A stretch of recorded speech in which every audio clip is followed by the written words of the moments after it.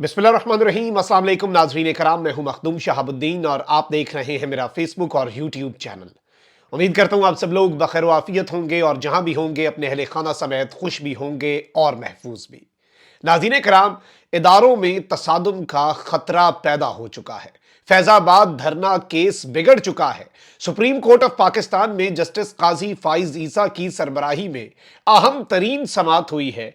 इस समाअत के दौरान बहुत सी बातें हुई हैं। फैजाबाद धरने से लेकर इमरान खान साहब के 2014 के धरने तक का जिक्र हुआ है और यह जिक्र खैर नहीं है।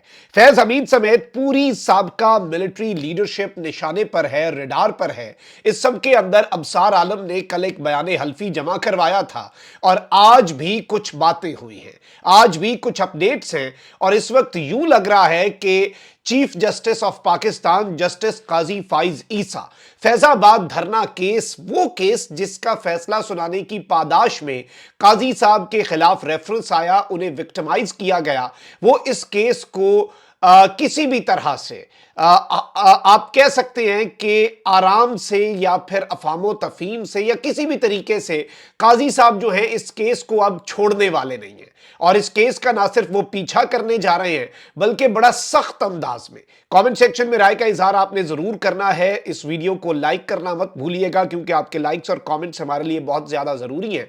मैं समाअत की मुकम्मल तफसीलात और कुछ ऐसे पहलू जो मीडिया पर नहीं आ रहे और जो कुछ लोग इग्नोर कर रहे हैं लेकिन वो पहलू आगे चलकर बहुत कुछ वाजे कर देते हैं और जस्टिस काजी फाइज ईसा साहब और अदालत का माइंड जो है वो भी बहुत ज्यादा वाजे हो जाता है, वो भी हम डिस्कस करेंगे।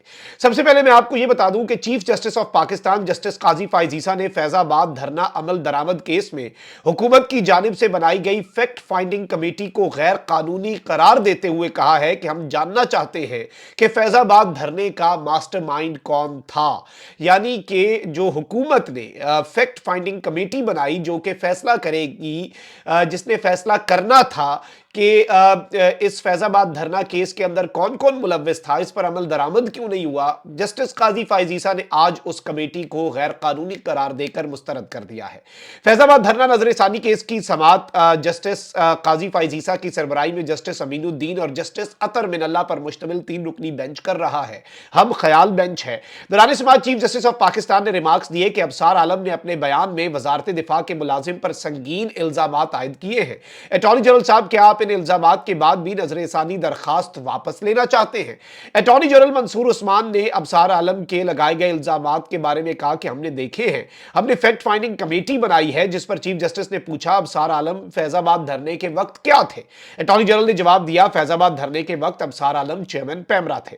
जस्टिस काजी फाइज ईसा ने इस्तफसार किया विफाकी हुकूमत ने फैक्ट फाइंडिंग कमेटी कब बनाई? जिस पर अटॉर्नी जनरल ने बताया कि विफाकी हुकूमत ने फैक्ट फाइंडिंग कमेटी 19 अक्टूबर को तश्कील दी। फैक्ट फाइंडिंग कमेटी तमाम पहलुओं का जायजा लेकर रिपोर्ट देगी।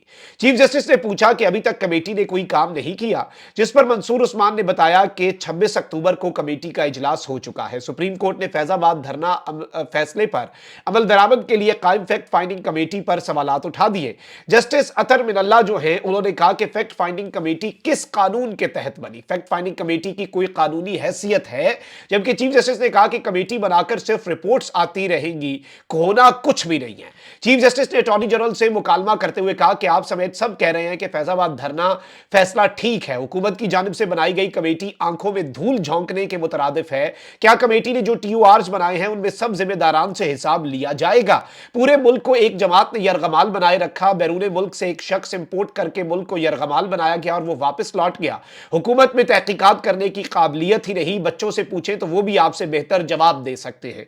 ये कह रहे हैं जस्टिस काजी फाइज ईसा साहब कि ये जो हुकूमत की आंखों में, ये हुकूमत ने जो कमेटी बनाई है ये सिर्फ और सिर्फ अदालत की आंखों में धूल झोंकने के मुतरादिफ है और असल जिम्मेदारान के खिलाफ होना कुछ नहीं है। यानी काजी साहब 2-3 चीजें चाहते हैं। एक तो वो चाहते हैं कि हकीकत में उस शख्स का नाम सामने आए और उस इदारे का नाम सामने आए जिस इदारे के सरबराह ने ये सब कुछ किया और फिर उसके खिलाफ कार्रवाई भी हो। जस्टिस अतर मिनल्ला ने इस्तफसार किया कि क्या अब रियासती उमूर आइन के मुताबिक चलाए जा रहे हैं, जबकि जस्टिस काजी फाइज ईसा ने कहा कि कमेटी के TOR से तो लगता है कि आपने सबको बरी कर दिया है। धरना केस में अदालत ने पूरी हिस्ट्री दे दी। हमने पूछा था धरने का जिम्मेदार कौन था। चीफ जस्टिस ऑफ पाकिस्तान ने कहा कि हुकूमत ने कमेटी का एक भी TOR दुरुस्त नहीं बनाया। हुकूमत चाहती है सबको जिम्मेदार ठहराकर किसी के खिलाफ कार्रवाई ना हो। अरबों का नुकसान हुआ मगर हुकूमत को परवाह ही नहीं। कमेटी रिपोर्ट का क्या होगा? क्या कमेटी रिपोर्ट काबीना में पेश होगी? कमेटी की रिपोर्ट अदालत में पेश होगी ताकि अदालत कार्रवाई कर सके। उन्होंने मजीद कहा कि हम कमेटी रिपोर्ट का जायजा नहीं लेंगे। अदालत आपका काम क्यों करे? फैजाबाद धरना फैसले पर अमल दरामद कराना हुकूमत का काम है। एडिशनल सेक्रेटरी दाखिला कमेटी का हिस्सा है, वो क्या काम करेंगे? कितने पुल गिराए गए, कितना नुकसान हुआ, सब कौन देखेगा? जस्टिस काजी फाइज ईसा ने अटॉर्नी जनरल से मुकालमा करते हुए कहा कि हुकूमती कमेटी के TOR से तो सब बरी हो जाएंगे माजरत के साथ, लेकिन यह कमेटी काबिल कबूल नहीं है। अदालत से फैक्ट फाइंडिंग कमेटी से खुश नहीं। हुकूमत की बनाई गई कमेटी गैर कानूनी है। यह काजी साहब कह रहे हैं। निगरान हुकूमत की जानिब से बनाई गई कमेटी जिसमें बड़ी बारीक तरीके से शायद जिम्मेदारों का तयन तो हो जाता लेकिन उनके खिलाफ कोई कार्रवाई ना होती, क्योंकि जिम्मेदारान आपको पता है कि बड़े टॉप के लोग हैं, बेशक वो अब साबिक हो चुके हैं। अटॉर्नी जनरल मंसूर उस्मान ने कहा कि हुकूमत ने सिर्फ तहकीकात के लिए कमेटी बनाई। कमेटी अपनी रिपोर्ट के साथ सिफारिशात देगी, जिस पर चीफ जस्टिस ने कहा कि फैक्ट फाइंडिंग कमेटी सिर्फ एक कागज का टुकड़ा है। एक कागज के टुकड़े से मुल्क नहीं चलाया जा सकता। हमें बताएं कौन से रूल्स ऑफ बिजनेस और किस कानून के तहत कमेटी बनाई गई। किस जिस तरह हुकूमत मामलात चलाना चाह रही है ऐसे नहीं होगा। चीफ जस्टिस ने कहा कि अदालत यह करार देगी कि हुकूमत ने फैजाबाद धरना केस में कुछ नहीं किया। हम जानना चाहते हैं फैजाबाद धरने का मास्टरमाइंड कौन था। 6 फरवरी 2019 से आज तक फैसले पर अमल दरामद नहीं हुआ। इस तरह तो यहां हर कोई कहेगा कि मैं जो भी करूं मुझे कोई पूछ नहीं सकता। हुकूमत सीधा सीधा कह दे कि हम कोई काम नहीं करेंगे। मंसूर उस्मान ने कहा कि Pakistan commission of inquiry act के तहत कमीशन बनाएंगे, जैसे अदालत हुक्म करेगी उस पर अमल करेंगे। जिस पर जस्टिस सदर बिन अल्लाह ने कहा कि आइन पर अमल दरामद कराना हुकूमत की जिम्मेदारी है। हुकूमती कमीशन की तहकीकात शफाफ होनी चाहिए। और काजी साहब बार बार 2014 का जिक्र बड़ा करते रहे जब ताहिरुल कादरी साहब धरना देने आए थे। काजी साहब ने कहा कि माजी से सीख कर हुकूमत ऐसा इकदाम करे कि मुस्तकबिल में ऐसे वाकयात ना हो। जब कानून हाथ में लेने वालों को सजा मिलेगी तो लोग सबक लेंगे। क्या लोग कनाडा से यहां आकर धरना देगा कोई पूछेगा नहीं? ये 2014 के धरने का जो खान साहब के साथ फिर ताहिरुल कादरी साहब ने दिया था वो भी काजी साहब को बड़ा नापसंद है और बार बार जिक्र फरमाते हैं। जस्टिस काजी फाइज ईसा ने पूछा कि क्या हुकूमत वाकई फैजाबाद धरना के केस के फैसले पर अमल दरामद करना चाहती है? कौन सा कानून कहता है नजरसानी दायर हो जाए तो फैसले पर अमल नहीं होगा? क्या हुकूमत ने कैनेडियन हुकूमत से राब्ता किया था? क्या लोग कनाडा से यहां आकर धरने देंगे? कोई नहीं पूछेगा। क्या पाकिस्तान कनाडा जाकर इस तरह धरने दे सकता है कोई पाकिस्तानी? दूसरे मुमालिक तो अपने एक शहरी की हिफाजत करते हैं, पाकिस्तान में कोई नहीं पूछता। चीफ जस्टिस ने कहा कि किसी को इस मुल्क की परवाह नहीं, ये मुल्क सिर्फ अशराफिया के लिए है। 70 साल से मुल्क में अशराफिया का कब्जा है। और ये सारी बातें चीफ जस्टिस साहब जो है उन्होंने कही हैं। लेकिन इसमें इंपॉर्टेंट चीज यह है कि चीफ जस्टिस साहब भी सिर्फ फैजाबाद धरना केस है जिसमें डट गए हैं, क्योंकि यह भी चीफ जस्टिस साहब का एक पर्सनल मामला है। मोस्ट प्रॉब्ली आपको पता है कि इस फैसले पर अमल दरामद भी नहीं हुआ और इस फैसले की पादाश में काजी साहब को विक्टिमाइज किया गया। तो काजी साहब इस एक फैसले के ऊपर तो दबंग भी हैं और बिल्कुल कोई रियायत भी नहीं दिखा रहे, स्टैंड भी ले चुके हैं। लेकिन मुल्क में कितने मामलात हैं जिनके ऊपर लाकानूनियत भी है और जिसमें बहुत कुछ आज भी हो रहा है, लेकिन उस पर काजी साहब जो है वो खामोश है। बल्कि अगर यह कहा जाए कि अदालत बिल्कुल खामोश से ये सारे मामलात देख रही है तो यह भी कहना गलत नहीं होगा। अब यहां पर जाहिर बात है चीफ साहब को किसी ने याद नहीं दिलाया कि फैजाबाद धरना केस आपके सामने है, 2014 का धरने का केस आपके सामने नहीं है। अब यहां पर फैजाबाद धरना केस की समाअत के दौरान अहम तरीन मुकालमा भी हुआ। एजाजुल हक के वालिद साबिक आर्मी चीफ थे, यह कहा चीफ जस्टिस ने। और वकील जो है एजाजुल हक के, उन्होंने कहा कि एजाजुल हक के वालिद सदर पाकिस्तान भी थे।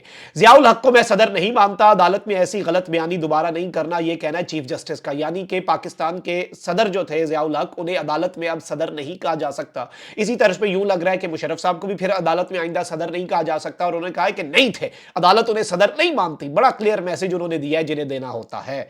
वकील एजाजुल हक ने कहा कि जियाउल हक का नाम आइन में लिखा हुआ है। अटॉर्नी जनरल ने कहा कि जियाउल हक का नाम आइन से निकाल दिया गया था।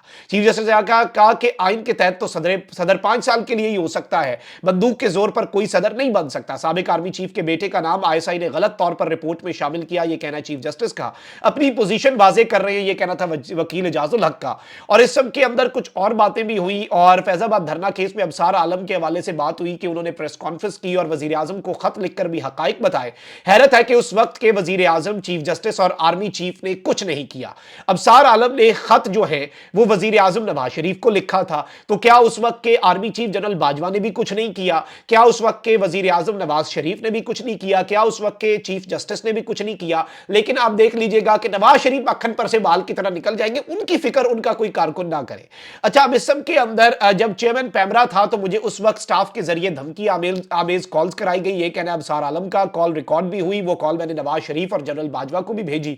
तो क्या फैजाबाद धरने के फैसले पर अमल दरामद जो है और फैजाबाद धरने के मामले के अंदर क्या नवाज शरीफ की नाअहली और कोताही भी थी? और अबसार आलम ने आज बहुत सी बातें कही हैं कि चैनल 92 न्यूज को बंद करने पर जनरल फैज ने मुझे फोन किया। वो क्यों चाहते थे कि 92 न्यूज बंद ना हो? चैनल 92 न्यूज पर तशद्दुद और नफरत अंगेज मवाद नशर हो रहा था।